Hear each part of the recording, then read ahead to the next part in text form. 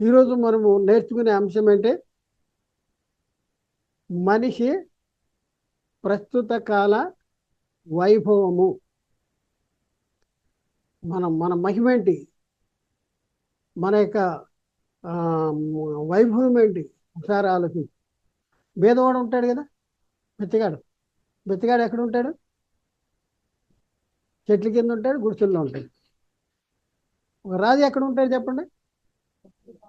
రాజభవనం. రాజు కొడుకు రాజభవనంలో ఉంటాడా, గుడిసెలో ఉంటాడా?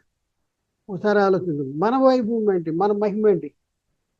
మనకి తండ్రి ఎవరు? మనమే మనమే నేను మనమే ఉన్న ఆత్మలకి తండ్రి ఎవరు? ఒకప్పుడు ఎక్కడ ఉండేవాళ్ళం? ఎక్కడి నుంచి ఇక్కడికి వచ్చాం? ఇక్కడికి వచ్చిన మనం మళ్ళీ తిరిగి ఎక్కడికి వెళ్తాం? ఇది తెలుసుకోవాలి. అవునంటారా కాదంటారా? చూడండి, మనమై ఉన్న ఆత్మ యొక్క మహిమ, మనమై ఉన్న ఆత్మ. మనిషి ప్రస్తుత వైభవం అంటే ప్రస్తుత కాలంలో మన యొక్క మహిమ ఏంటి? ఇది తెలుసుకోవాలి. ఇది తెలుసుకుంటే మనం యేసుక్రీస్తుని ఎందుకు నమ్ముకోవాలి, తండ్రి అయిన దేవుణ్ణి ఎందుకు నమ్ముకోవాలి, ఇవన్నీ మనం వస్తాయి. అసలు దేవుని ప్రేమ ఏంటి? ఆ, క్రీస్తు ప్రేమ ఏంటి? క్రీస్తు త్యాగం ఏంటి? అసలు దేవునికి మనకి ఉన్న సంబంధం ఏంటి? దేవుడు ఎందుకు ఆ, ఈ లోక యేసుక్రీస్తుని ఈ లోకానికి పంపించాడు? యేసుక్రీస్తు వచ్చి మరి సెలవులో ఎవరి కోసం బలి అయిపోయాడు? చెప్పండి, ఎవరి కోసం బలి అయిపోయాడు? ఎందుకు? మన కోసం ఎందుకు బలి అయిపోయాడు? ఆ? నువ్వు పాపాలు చేస్తే ఆయన బలి అయిపోతాడా? మనం పాపాలు చేస్తే ఆయన బలి అయిపోతాడా? ఆయన ప్రేమ, ఆయన ప్రేమ. మన పిల్లోడు మురుగుంట్లో ఆడుకుంటున్నాడు. మురుగుంట్లో ఆడుకుంటున్నాడంటే ఏంటి? తల్లికి బిడ్డ మీద ప్రేమ ఉంది కాబట్టి, మురుగుంట్లోంచి బయటికి ప్రేమ ఉంది కాబట్టి. పక్కోళ్ళు తీస్తారా? తీరు కదా. ప్రేమ, ప్రేమ, దేవుని ప్రేమ. ఒకసారి ఆలోచించి. మనం కలిగి ఉన్న మహిమ ఏంటి? మనం ఎలాంటి మహిమ కలిగి ఉన్నాం ప్రస్తుత కాలంలో? ఇది మనం తెలుసుకోవాల్సిన అవసరం ఉంది. ఇది తెలుసుకుంటే అద్భుతమైనటువంటి అద్భుతంగా మన ఆత్మీయ జీవితాన్ని మరి దేవునికి ఇష్టంగా మనం జీవించగలం. ప్రియులారా, ఒకసారి ఆలోచన చేసుకోండి. నేను, మనము అంటే ఎవరము? మనిషి ప్రస్తుత కాల వైభవం అంటే ఎవరు? మనిషి మనిషి ఎవరు అంటే ఈ శరీరమా లేకపోతే ఆత్మ? మనిషి అందరు పురుషుల కలయిక, ఇద్దరు పురుషుల కలయిక. మనిషి ఇద్దరు పురుషుల కలయిక. బాహ్య పురుషుడు అంటే శరీరము, ఆంతర్య పురుషుడు అంటే ఆత్మ. ఇద్దరు పురుషుల కలయిక బాహ్య పురుషుడు. దేవుడు 2 ఆదికాండంలో దేవుడైన యెహోవా నేల మట్టితో నరుని నిర్మించి వాని నాసికారంధ్రాల్లో జీవవాయువుగా నరుడు జీవాత్మ. మొట్టమొదటి బొమ్మను చేశాడు. ప్రకృతిలోంచి బొమ్మను చేశాడు. మంటితో బొమ్మను చేశాడు. ఆ తర్వాత దేవుడు ఏం చేశాడు? ఊదాడు. ఊదాడు. ఎక్కడి నుంచి ఊదాడు? తనలో ఉన్న కొంత జీవాన్ని ప్రవేశపెట్టాడు. లేచింది బొమ్మ. ఆదాము అన్నాడు. ఆదాము ఎవరు? మట్టి బొమ్మ. దేవుళ్ళలోంచి వచ్చిన జీవాత్మ. మట్టి బొమ్మ ఆదాము. మట్టి బొమ్మ. మట్టి బొమ్మేనా? బొమ్మ ఏమైపోద్ది? మట్టి బొమ్మ మట్టిలో కలిసిపోద్ది. నువ్వు మన్ను కనుక మన్ను అయిపోతా ఉంటా. అంటే మనం మన్ను అయిపోయేవాళ్ళమేనా? నేనంటే ఎవరు? ఆత్మ. దేవుళ్ళలోంచి విడిపోయిన ఆత్మ. బైబిల్ ఏం చెప్తుంది? 2 కొరింథీ పత్రిక 4:16లో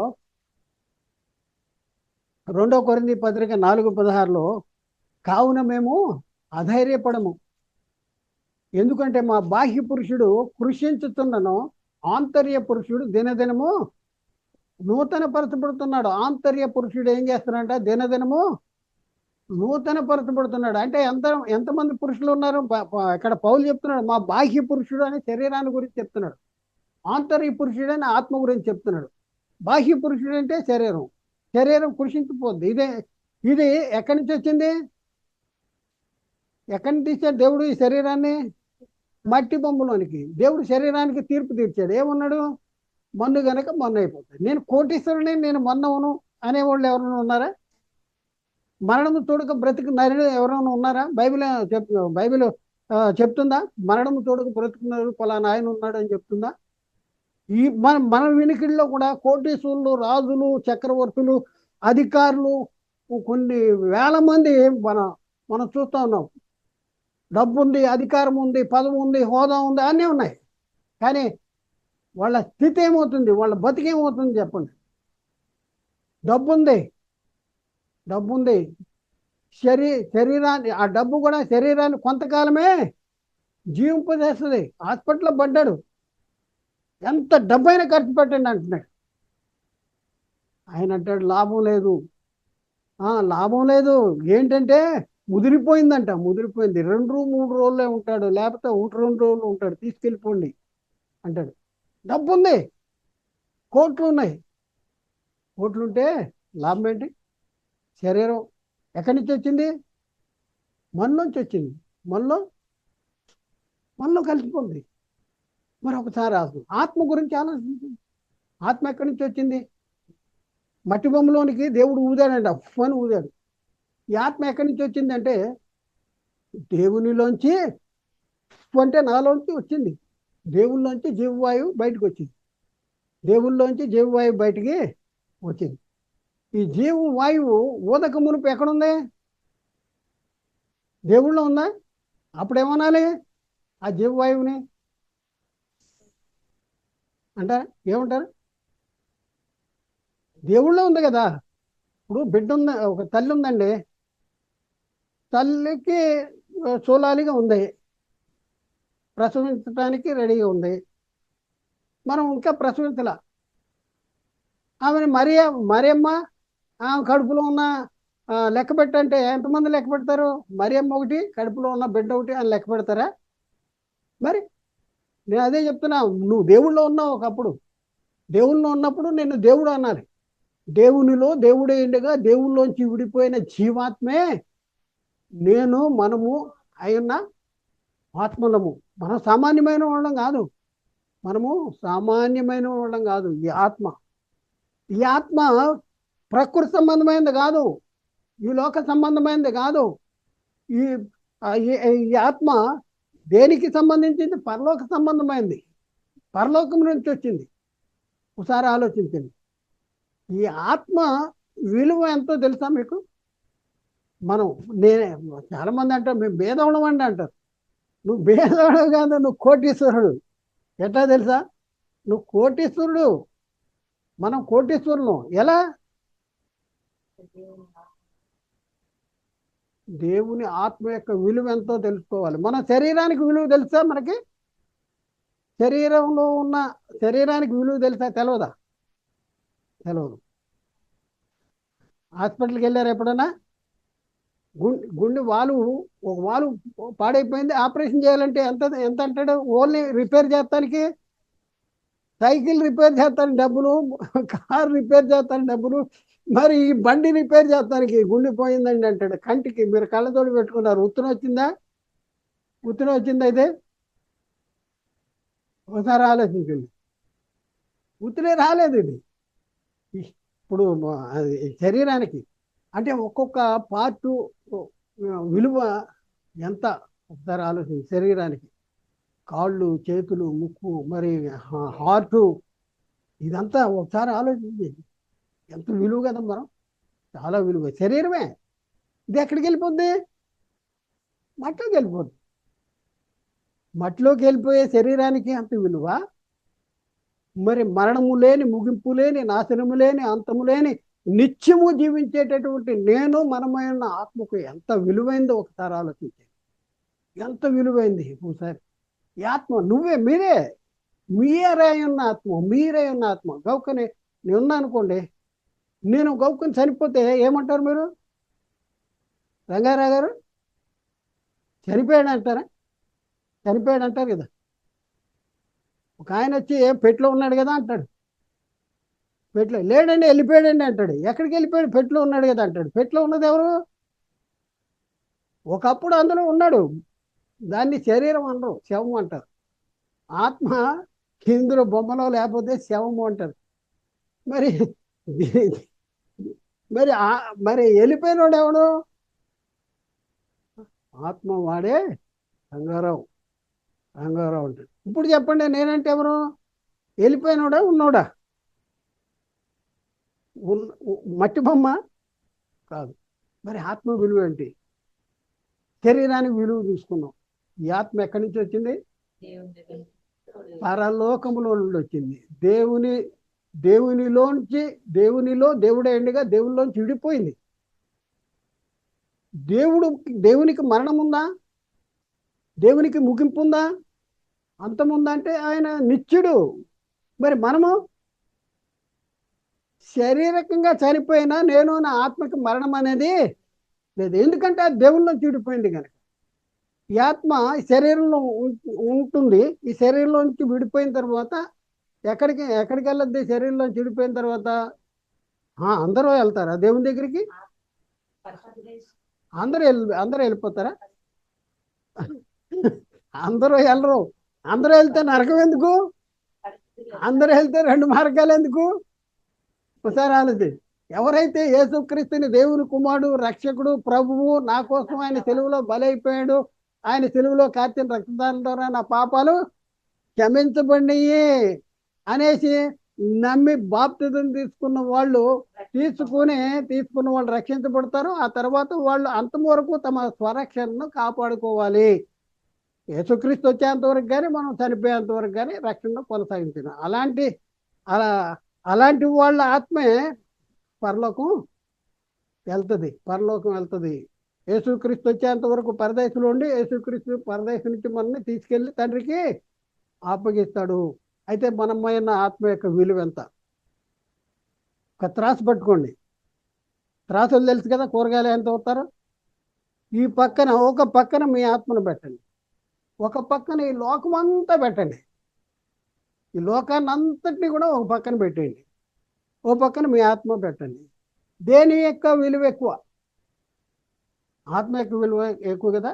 ఆత్మ యొక్క మనిషి దేనికోసం పాకులాడుతున్నాడు? ఆత్మ కోసం పాకులాడుతున్నాడా?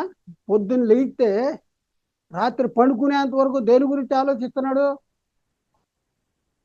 ఒకసారి ఆలోచించి. ఏం తింటాం, ఏం తాగుతాం, ఏం ధరించుకుంటాం, ఏంటి? కడుపు కడుపు కడుపు కడుపు అంటుంది. లెగు ఎల్లు టైం అయిపోయింది అంటుంది. ప్రార్థనకు రావాలంటే చూద్దాంలే, ఆఖరిలో వెళ్దాంలే, భోజనం చేసేటప్పుడు వెళ్దాంలే అంటాడు ఒక ఆయన. మా దగ్గర ఒక ఆయన ఉన్నాడు. ఆయన ఏం చేస్తాడంటే అందరూ భోజనం చేసి దిగుతూ ఉంటుంటే ఆయన ఎక్కుతాడు. ఆయన వాకింగ్ కోసం రాడు. దేనికోసం వస్తాడు? భోజనం కోసం. శరీరాన్ని మేపడం. చూడండి, సాతాను మన మోసం చేస్తున్నాడు. ఒకసారి ఆలోచించి. మనిషి దేనికోసం బతుకుతున్నాడు? 1 కొరింథీ 6:13 రాయబడిన మాట చదువుతాం. 1 కొరింథీ 6:13 భోజన పదార్థములు భోజన పదార్థములకును నియమింపబడి ఉన్న. చూడండి, ఎందుకున్నాయి భోజన పదార్థాలు అంటే కడుపుకి. నువ్వు ఎందుకున్నావు అంటే భోజన పదార్థాల కోసం ఉంటుంది. ఇది కడుపు నడితే నాకు తినాలి కదా అంటుంది. భోజన పదార్థాలని అడిగితే అయ్యే అంటాడు కడుపు కోసం ఉన్నా అంటాడు. నిజమే కదా. మనం మన పెళ్ళిళ్ళలో కానీ లేకపోతే ఫంక్షన్లో కానీ మనం ఏం చేస్తాం? ఏం తయారు చేస్తాం? ముందు వంటలు తయారు చేస్తాం. వంట వండి ఆహార పదార్థాలు తయారు చేస్తాం. ఎవరి కోసం? శరీరం కోసం, కడుపు కోసం, గెస్ట్ కోసం. శరీరం కోసం, కడుపు కోసం తయారు చేస్తాం. ఆత్మ కోసం ఏమంటారు తెలుసా? ఆత్మ కోసం వాక్యం చెప్తానికి అప్పుడు వరకు వాళ్ళు పనులు చూసుకుంటారు, అది చేస్తారు, ఇది చేస్తారు, ఏదో ఒకటి చేస్తారు. చేసిన తర్వాత అయ్యగారు వీళ్ళు దూరం వెళ్ళిపోవాలండి, తొందరగా 1/2 గంటలు అయిపోవాలి అయ్యగారు అంటాడు. 1/2 గంటలు అయిపోయాడు. నేను 3 గంటల నుంచి బయలుదేరితే ఇప్పటికి ఇక్కడికి వచ్చాను. నువ్వు నన్ను 1/2 గంటలో వెళ్ళిపోమంటావు, ఇంకోసారి నీ దగ్గర రాను. అర్థమైందా? నువ్వు 1000 రూపాయలు, 10,000, ₹1,00,000 నేను ఎందుకున్నాను చెప్పండి? ఇది తినటానికి కూడా రాలా. అవి తినటానికి కూడా దేనికి వచ్చాను? వాక్యం చెప్పాలి. ఒక వాక్యము విశ్వాసులైన మీలో కార్యసిద్ధి కలిగజేసేది ఏంటి? ఆ వాక్యమే విశ్వాసులైన మీలో కార్యసిద్ధి కలిగజేస్తుంట. కాబట్టి ఒకసారి ఆలోచించింది, ఇప్పుడున్న పరిస్థితుల్లో ఆత్మ యొక్క విలువ ఏంటి? ఓ మనిషి, నీవైన ఆత్మ ప్రస్తుత కాల వైభవము ఎలాంటి పరిస్థితుల్లో ఉన్నాం? మనం యేసుక్రీస్తు నమ్ముకున్నాం అనుకోండి, యేసుక్రీస్తు నమ్ముకుంటే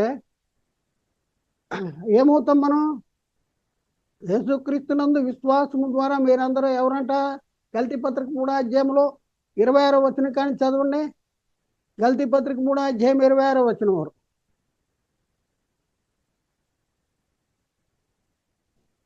గల్తీ పత్రిక 3వ అధ్యాయం 26వ వచనం.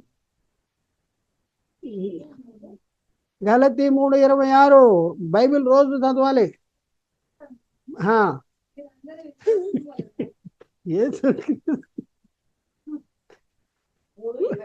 బైబిల్ బైబిల్ వాక్యం చెప్తే నేను ఒక దగ్గరికి వెళ్తున్నా. ఆ దగ్గర నా నా నేను చెప్పేటప్పటికే ఏం చెప్తాడో అని ఆలోచించి ఆ వచనం తీసి ఇట్లా తీసేసి ఇట్లా అంటారు వాళ్ళు. ఇట్లా అని టక్మని తీస్తారు. ఇట్లా అని టక్మని, మనం ఇట్లా ఎతికిస్తాం కాదు, వాళ్ళు ట్రిక్ అనమాట. ఇట్లా అంటారు, ఇట్లా అని టక్మని తీసేసి చదివేస్తారు. అర్థమైందా? అలవాటు ఉండాలి. మిమ్మల్ని బైబిల్ చదవటం అలవాటు ఉండాలి. రోజు బైబిల్ చదవాలి. అన్నం ఎన్ని రోజులు ఎన్ని పూటలు తింటారు? ఒక పూట తింటారా? 3 పూటలు తినకపోతే కడిపే ఉంటుంది.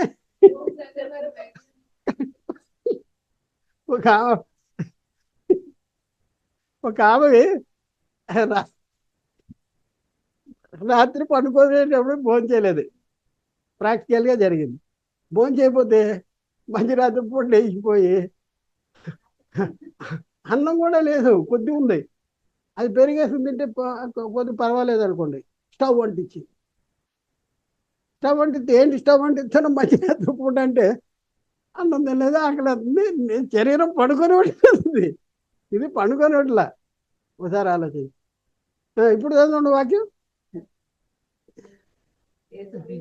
యేసుక్రీస్తునందు మీరందరూ విశ్వాసము వలన ఎవరండి దేవుని కుమారులు? ఎవరు? ఇప్పుడున్న పరిస్థితుల్లో యేసుక్రీస్తునందు విశ్వాసము ఎవరైతే ఉంచుతారో వారు దేవుని కుమారులు అంటాడు. దేవుని కుమారులు. ఒకప్పుడు ఆదాం ఎవరు?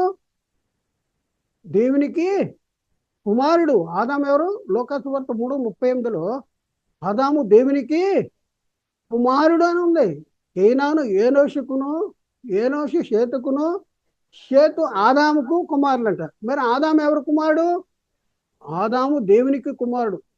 ఒకసారి మరి మనం యేసుక్రీస్తులో మనం విశ్వాసం ఉంచాం అనుకోండి, మనం ఎవరు కుమారులు అంటే? యేసుక్రీస్తులో నేను నమ్ముతున్నా అంటే దెయ్యాలు కూడా నమ్ముతున్నాయి, నమ్మి వణుకుతున్నాయి. మనం వణకట్లా. దెయ్యాలు ఏం చేస్తున్నాయి? బైబిల్లో ఉందన్నమాట. వ్యర్థుడా, క్రియలేని విశ్వాసము నిష్ఫలమనే నీవు తెలుసుకొని కోరుతున్నావు అంటాడు. దెయ్యములు నమ్మి వణుకుతున్నావు అంటాడు. ఒకసారి ఆలోచించి, దేవుని కుమారుడు అంటే అర్థం ఏంటి? దేవుని కుమారుడు, ఈయన నా కుమారుడు అని చెప్తున్నాను అనుకోండి. నాకు ఒక 50 ఎకరాలు ఉన్నాయి. 50 ఎకరాలు ఎవరికి వస్తుంది నా తర్వాత? వారసుడు, దేవునికి వారసుడు. ఉందా? రోమపత్రికలో యేసుక్రీస్తుతో కూడా మనము శ్రమ పడిన క్రీస్తుతోడి వారసులము. మనం క్రీస్తుతోడి. యేసుక్రీస్తు కూడా చెప్పాడు, నేను జయించి నా తండ్రితో కూడా ఆయన సింహాసనం ముందు కూర్చున్న ప్రకారము జయించు అని నాతో కూడా నా సింహాసనం మీద కూర్చోబెడతా. అంత అధికారాన్ని మనకి ఇస్తా అంటాడు. చూడండి, మనం ఈ లోక సంబంధంగా మనం ఏమి లేదండి, అది లేదండి, ఇది లేదండి అనేటటువంటి పరిస్థితుల్లో ఉన్నాం. ఒక బెచ్చగాడు ఉన్నాడు, అడుక్కుంటా వస్తున్నాడు. అయ్యా నాకేమీ లేదయ్యా బెచ్చగాడిని అంటున్నాడు. బెచ్చగాడిని అంటే చాలా భేదోడు అంటున్నాడు. చాలా భేదోడు కాదు, నువ్వు కోటీశ్వరుడు అన్నా. కోటీశ్వరుడు అంటే ఏంటండి అలా అంటారు మీరు? ఏం ఇస్తే రూపాయి ఉండే లేకపోతే ఏదైనా పెట్టండి, కానీ ఏంటి నేను కోటీశ్వరుడు అవటం ఏంటండి? నువ్వు ఎక్కడ పండుకుంటున్నాడు? ఆ చెరువు గట్టు మీద పండుకుంటున్నాడు. నిజమేనా అంట? రేపటి నుంచి అక్కడ పండుకో నువ్వు అన్న. ఎందుకు పండుకుంటాను. సరే, ఇవాళ రేపు ఏం జరుగుతుందంటే మనుషుల్ని ఎత్తుకుపోయి పార్టీని అమ్మేస్తున్నారు. అమ్మేస్తున్నారు, గుండెళ్ళు అమ్మేస్తున్నారు, కిడ్నీలు అమ్మేస్తున్నారు. నువ్వెన్ని కిడ్నీలు ఉన్నాయి నీకు?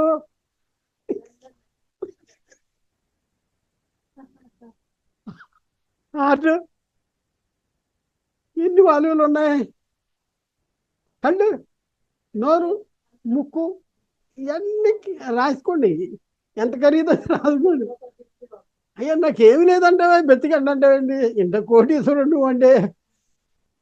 రాత్రికి ఎక్కడ పండుకున్నా? అయ్యి బాబు నేను అక్కడ పండుకున్నాను, చెరుగట్టు నుంచా చెరుగట్టు మీద పండుకోండి అంటాడు. బెచ్చగాడికి అర్థమైంది, మనకు అర్థం కావట్లా. శరీరానికి అంత విలువ ఉంటే ఆత్మకి ఎంత విలువ ఉంటుంది? ఈ ఆత్మ దేనికి వారసులంట? దేవునికి వారసులు, దేవునికి వారసులు, దేవుడు కలిగి ఉన్న సమస్తానికి వారసులు, క్రీస్తు తోటి వారసులు మనం. క్రీస్తు తోటి దేవుని ఇంటి వారు, దేవుని కుటుంబంలో చేర్చబడిన వారు. పరలోక పౌరస్థితి ఉంది. ఈ ఆత్మకి ఏ పౌరస్థితి ఉంది? కొన్ని ఆత్మలకి ఏ పౌరస్థితి ఉంది? కొన్ని ఆత్మలకి. క్రీస్తు దగ్గర రాని కొన్ని ఆత్మలకి ఏ పౌరస్థితి ఉంది? చెప్పండి. నరక పౌరస్థితి ఉంది. సాతానికి ఏ పౌరస్థితి ఉంది చెప్పండి? సాతానికి నరక పౌరస్థితి. దేవుని మాట ఎవరైతే లోబడట్లేదో వాళ్ళ గురించి చెప్తున్నాడు. ఎవరు? యేసుక్రీస్తు చెప్తున్నాడు. యోహాను సువార్త 8:44 అక్కడ అంటాడు. యోహాను సువార్త 8:44 యేసుక్రీస్తు అంటాడు, మీరు మీ తండ్రి యగు అపవాది సంబంధులు, మీ తండ్రి దురాశలు నెరవేర్చు కోరుతున్నారు. ఆది నుండి వాడు నరహంతకుడైండి సత్యముందు నిలిచిన వాడు కాడు, వాని యందు సత్యమే లేదు. వాడు అబద్ధమాడినప్పుడు తన స్వభావమును అనుసరించి మాట్లాడును. చూడండి, వాడు అబద్ధికుడును అబద్ధమునకు జనకుడు. మీరు ఎవరు కుమారులు అంటున్నాడు అక్కడ? మొట్టమొదట మాట మీరు మీ తండ్రి అపవాది. ఎందుకు అంటున్నాడు ఆ మాట? ఎందుకంటున్నాడు? 37వ వచనం చదవండి. 37వ వచనం. మీరు వాళ్ళు అంటున్నారంట, యూదులు, మేము అబ్రహాము సంతానం అంటున్నారంట. మీరు అబ్రహాము సంతానమని నాకు తెలుసు, అయినను మీలో నా వాక్యానికి చోటు లేదు కనుక నన్ను చంపడు. అంటే వాక్యానికి చోటు ఉంటే ఎవరు కుమారులు? మీలో వాక్యానికి చోటు లేకపోతే ఎవరు కుమారులు అవుతారు? అపవాదులు. ఆదాముకి ఒక ఆజ్ఞ ఇచ్చాడు, ఈ ఫలము తినాన్ని నువ్వు నిశ్చయంగా చచ్చిపోతాను. ఆ వాక్యం ఎక్కడుంది? హృదయంలో పెట్టుకోవాలి. ఇప్పుడున్న పరిస్థితుల్లో వాక్యాన్ని ఎక్కడ ఉంచుకుంటున్నారు? వాక్యాన్ని కాగితాల్లో ఉంచుకుంటున్నారు, వీటిని తీసుకొని వాటి మీద పెడుతున్నారు. అక్కడ కాదు పెట్టేది, హృదయంలో పెట్టాలి. క్రీస్తు వాక్యాన్ని మీ హృదయంలో. అందుకనే చదవమంటున్నా. దీన్ని చదవాలి. ఎక్కడ పెట్టుకోవాలి? హృదయంలో పెట్టుకోవాలి. వాక్యాన్ని హృదయంలో పెట్టుకోవాలి. వాక్యము హృదయంలో లేదు. ఆదాముకి ఒక టైం వచ్చేటప్పటికి వాక్యము హృదయంలో పోయింది.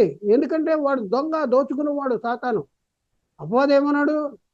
ఏంటి దేవుడు ఏదైనా తినొద్దని చెప్పాడంటే, అవును తినొద్దని చెప్పాడు. ఈ తోట మధ్యలో ఉన్న మంచి చెడ్డలు తెలివినిచ్చే వృక్ష ఫలాన్ని తినొద్దు అని చెప్పాడు. ఏంటంట? తింటే మీరు చనిపోతారు అని. అపవాది ఏమంటున్నాడు తెలుసా? ఆ వాక్యాన్ని దొంగిలించేశాడు. మీరు చావరు. మీరు చావనే అనగానే ఏం చేసింది అవ్వమ్మ గారు? ఆమె తినేసి కొన్ని తీసుకొచ్చి ఆదాముకి ఇచ్చింది. అంటే వాక్యము హృదయంలో లేకపోతే మనం ఎవరు కుమారులు అవుతాం? సాతాను కుమారులు. ఆ వాక్యం ఏం చేస్తుంది? విశ్వాసులైన మనలో కార్యసిద్ధి కలవు. ఇప్పుడు మనం డాక్టర్ దగ్గరికి వెళ్ళిన తర్వాత డాక్టర్ బిళ్ళ రాసిస్తాడు. రాసిచ్చిన తర్వాత మనం ఏం చేస్తాం? బిళ్ళనే జేబులో పెట్టుకుంటాం. అంతేనా? జేబులో పెట్టుకుంటామా? లోనకేస్తాం. బైబిల్ ఏం చేస్తున్నావు? కాగితాల్లో ఉంచుకున్నాను లోనకి. ఎట్లా చూడకుండా చెప్పాలి. పట పిల్లలు రాయరా? ఎగ్జామ్లో క్వశ్చన్ వేస్తే పిల్లలు చూసి రాస్తారా? నాకు టెక్స్ట్ బుక్ ఇవ్వమంటారా? టెక్స్ట్ బుక్ ఇస్తాం కుదరదు. మరి ఇక్కడికి వచ్చేటప్పటికి చూస్తే కూడా తెలవట్లా. ఎక్కడ రాసుకోవాలి? హృదయంలో రాసుకోవాలి. హృదయంలో రాసుకుపోతే ఏమైపోతాం మనం? చెప్పండి, మీరే చెప్పండి. 3 పూట్ల అన్నం తింటున్నావు, మరి బైబిల్ ఎన్నిసార్లు చదువుతున్నావు? దేనికి ముఖ్యం? దేనికి ప్రాధాన్యత ఇవ్వాలి? ఆత్మకు ప్రాధాన్యత ఇవ్వాలా? గుంటలోకి వెళ్ళిపోయి శరీరానికి ప్రాధాన్యత ఇవ్వాలా? మోసం జరిగిపోతుంది కదా. మనకి ఏ బోధ చెప్తున్నారు చెప్పండి? బైబిల్ చదువుతున్నారు, బైబిల్ చెప్తున్నారు, బైబిల్ చదివి బైబిల్లో ఉన్న వాటిని శరీరానికి సంబంధించిన బోధగానే చెప్తున్నారు, కానీ ఆత్మకు సంబంధించిన బోధగా మోసం జరిగిపోతుంది. ప్రతి సంఘాల్లో నేను చూస్తున్నా, మీకు దీవులండి, మీకు ఆశీర్వాదాలండి, మీకు అయ్యండి ఇయ్యండి అంటాడు. అవన్నీ శరీరానికే. చూడండి, మోసం అన్ని శరీరానికే ఆశీర్వాదాలు. మన వాళ్ళు చెప్పే అన్ని శరీరాలకి ఆశీర్వాదాలు, కానీ ఆత్మక ఆశీర్వాదం గురించి చెప్తున్నారా? ఒకసారి దేవుడే ఉన్నాడు. ఎఫ్సి పత్రిక 1:3 చదవండి. ఎఫ్సి పత్రిక 1:3. మన ప్రభువుకు యేసుక్రీస్తు యొక్క తండ్రి యొక్క దేవుడు స్తుతించబడుగాక. ఆయన క్రీస్తునందు పరలోక విషయముల్లో ఆత్మ సంబంధమైన ప్రతి ఆశీర్వాదమును మనకు అనుగ్రహించెను. ఎలాంటి ఆశీర్వాదం అనుగ్రహించాడు యేసుక్రీస్తులో? సాతాను ఏమంటున్నాడు? యేసుని నమ్మండి, మీ బాధలు పోతే యేసుని నమ్మండి, మీ కష్టాలు పోతే యేసుని నమ్మండి, మీకు ఫలాన్ని వస్తే యేసుని నమ్మండి, మీరు అది చేయండి అని చెప్తున్నాడా? లేకపోతే యేసుని నమ్మితే మీ ఆత్మ రక్షించబడుతుందని చెప్తున్నాడా? ఒకసారి ఆలోచన. మోసం జరిగిపోతుందా? మోసం జరిగిపోతుంది. కాబట్టి ప్రియులారా, ఒకసారి ఆలోచించండి. మనమై ఉన్న ఆత్మ యొక్క విలువ ఏంటి? ఈ ఆత్మ ఎక్కడికి తీసుకెళ్ళాలి? ఈ ఆత్మ ఎక్కడికి వెళ్ళటానికి మనం ఇక్కడ పని చేయాలి? ఈ ఆత్మ ఎక్కడికి వెళ్ళటానికి మనం ఈ లోకంలో జీవించాలి? పరలోకం వెళ్ళాలి. మనం పరలోకం వెళ్ళాలి. పరలోకం వెళ్ళటానికి మనం జీవించాలి. ఒకసారి ఆలోచించి, శరీరానికి కావలసిన అన్ని సౌకర్యాలు, ఇల్లు కట్టుకుంటున్నాం, అవి కట్టుకుంటున్నాం, అవి చేస్తున్నాం, కారు కొంటున్నాం, బంగారం కొంటున్నాం, అన్నీ కొంటున్నాం. శరీరం ఎక్కడికి వెళ్ళిపోద్ది? గుంటలోకి వెళ్ళిపోతే మట్టిలో కలిసిపోద్ది. మరి ఆత్మ ఎక్కడ కల ఉంది కదా. మరి ఆత్మ కోసం ఏం చేస్తున్నావు? రోజు ఆలోచిస్తున్నావు. మనం ఆత్మ కోసం ఆలోచిస్తున్నామా? మరి గౌక్కుని మరి పరలోకం వెళ్ళాలి కదా నేను అనేసి కొత్త ఇల్లు కట్టుకునే వాళ్ళు, గుడిసెలో ఉన్నవాళ్ళు, కొత్త ఇల్లు కట్టుకునే వాళ్ళు ఏం చేస్తారు చెప్పండి? కొత్త ఇల్లు కట్టుకున్నారు, ఇంకెళ్ళా రంగులు వేస్తున్నారు, అన్నీ చేస్తున్నారు. వీళ్ళు ఏం చేస్తారు? రోజు వెళ్ళి చూసుకుంటూ ఉంటారు, ఇది ఎలా ఉంది, అది ఉంది, ఇది ఎలా ఉంది. అవునా? చూసుకుంటారా? అయిపోయింది, ఫినిష్ అయిపోయిన తర్వాత దాన్ని తాళం వేసి ఉంటున్నాడు, గుడిసెలో ఉంటున్నాడు ఎదుర. కరెక్టేనా? అంటే కొత్త ఇల్లు కట్టుకున్నవాడు ఇమీడియట్ ఏం చేస్తాడు? కంప్లీట్ అయిన తర్వాత గృహప్రవేశం చేసి ఇంట్లోకి వెళ్తాడు. మరి ఆలోచించండి. ఇప్పుడు మనకు ఒక ఇల్లు ఉంది, అక్కడ దేవుని చేత కట్టబడుతుందంట. ఈ గుడారం శిథిలమైపోద్దంట. దేవుని చేత కట్టబడే నిత్యమైన నివాసం పరలోకంలో ఉంది. మరి ఆ గుడారాన్ని మనం ధరించుకోవాలని తాపత్రయపడుతున్నామా? ఆశపడుతున్నామా? దానికోసం ఏమైనా పని చేస్తున్నామా? 2 కొరింథీ పత్రిక 5:1 చదవండి, ముగిద్దాం. 2 కొరింథీ 5:1.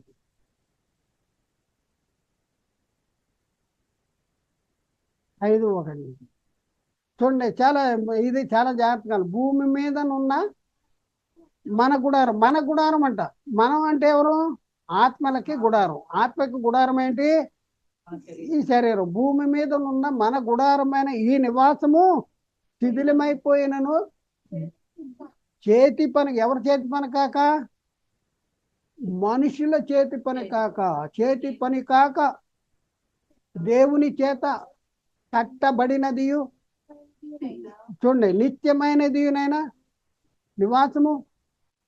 చూడండి, ఏంటంటే పరలోకం ముందు మనకున్నదనే ఎరుగుదము. ఇదేంటంటే చేతి పని కాక దేవుని చేత కట్టబడినదియును నిత్యమైన నివాసము పరలోకంలో ఉంది.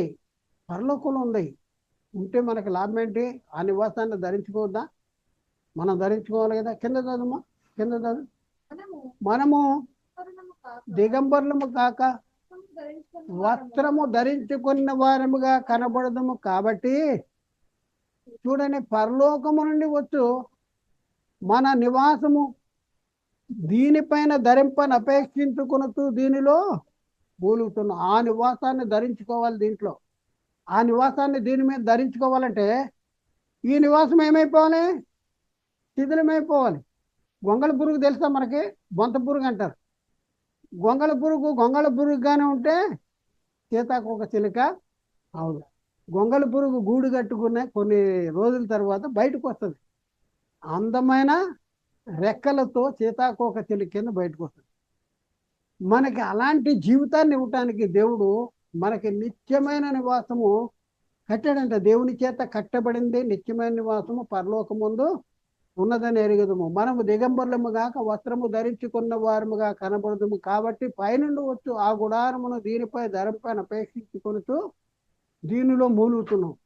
ఒకసారి ఆలోచించండి, మనమే ఉన్న ఆత్మ యొక్క విలువ ఎంత?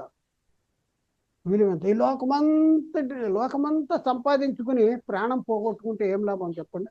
ప్రియులారా, ఒకసారి ఆలోచించండి. లోకమంతా సంపాదించుకుని ప్రాణం పోగొట్టుకుంటే ఏమి లాభము? దేనికంటే ఏది విలువైంది? లోకం కంటే నీవైన ఆత్మ విలువైందా, లేకపోతే లోకం విలువైందా? మరి 100 రూపాయలు ఇస్తే ఈరోజు మీరు ప్రేయర్కి వెళ్ళబాకండి, లేకపోతే అక్కడ భోజనాలు పెడతారు, మంచి భోజనాలు. ఏం వెళ్తారులే, ఆత్మ కోసం ఏం వెళ్తారులే, శరీరానికి మేపండి అక్కడ అని వెళ్ళిపోతావా? వెళ్ళి ఆత్మ గురించి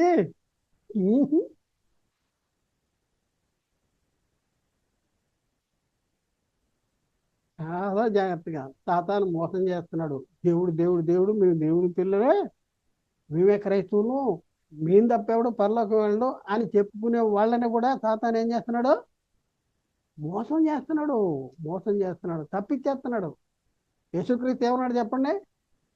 ఆయనను మనిషి కుమారుడు మరలో వచ్చినప్పుడు మనుషుల్లో విశ్వాసమును కనుగొందున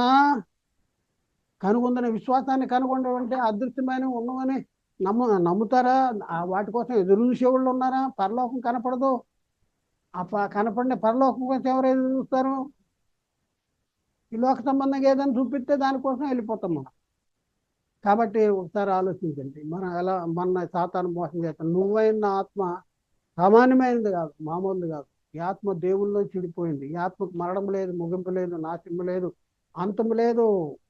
ఈ ఆత్మ పరలోకం వెళ్ళాలని దేవుడు మనల్ని ప్రేమించి క్రీస్తుని ఈ లోకానికి పంపించి క్రీస్తు రక్తం ద్వారా మన పాపాలకు విమోచన కలగజేశాడు, మనకి రక్షణ కలగజేశాడు. కాబట్టి ఒకసారి ఆలోచించండి, ఈ ఆత్మ రక్షణ కోసం మనం ఏం చేస్తున్నాం?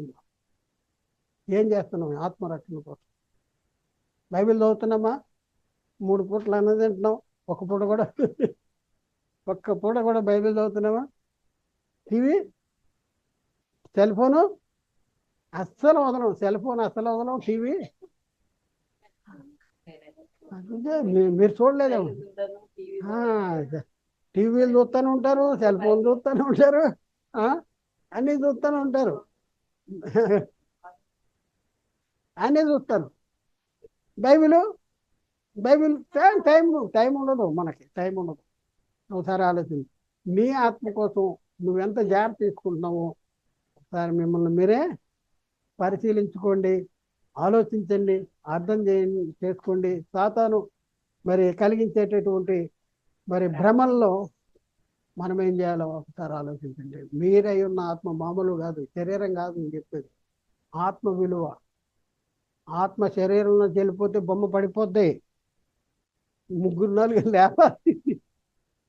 ఆత్మ ఉండగా పరిగెట్టు, ఆత్మ వెళ్ళిపోతే తప్పకుండా పడిపోతాడు.